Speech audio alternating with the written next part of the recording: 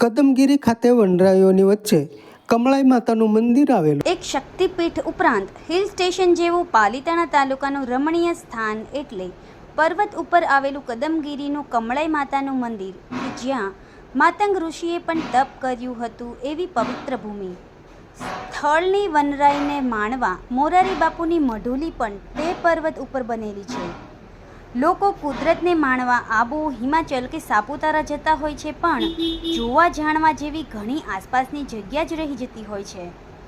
આવી જ એક સુંદર જગ્યા છે પાલિતાણાથી જેસર જવાના રસ્તે કદમગીરી તીર્થ, જ્યાં ખૂબ પવિત્ર જૈન તીર્થ હોવા ઉપરાંત ત્યાં પર્વત ઉપર કામળિયા આહિર અને અનેક અટકના પટેલ બ્રાહ્મણ સહિતના લોકોના કુલદેવી અને શક્તિપીઠ એવા કમળાઈ માતાનું મંદિર આવેલું છે.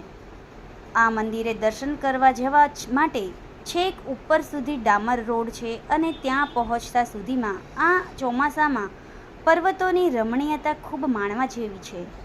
અહીં આ પર્વતોની રમણીયતામાં વિશ્વવિખ્યાત કથાકાર એવા મોરારી બાપુની વિશ્રામ કુટીર પણ ખૂબ સુંદર લાગી રહી છે.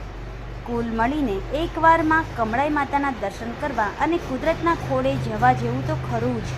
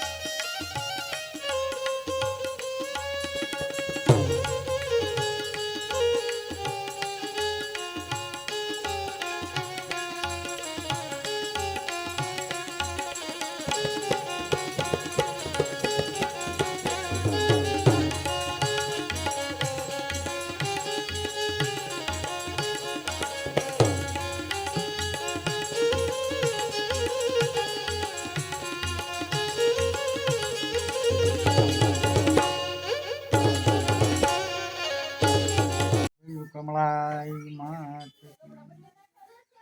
આ મહા વિષ્ણુ ભગવાનને ભરવા માટે મા કમળા લક્ષ્મીએ અહીંયા તપસ્યા કરેલી. જમણા અંગૂઠે માએ અગ્નિ પ્રગટ કરી અને ફાગણ સુદ 14ને દિવસે મા કમળાએ વિષ્ણુ ભગવાનને ભરવા માટે અગ્નિમાં જમણા અંગૂઠે અગ્નિ પ્રગટાવીને મા વિષ્ણુ ભગવાનને ભર્યા.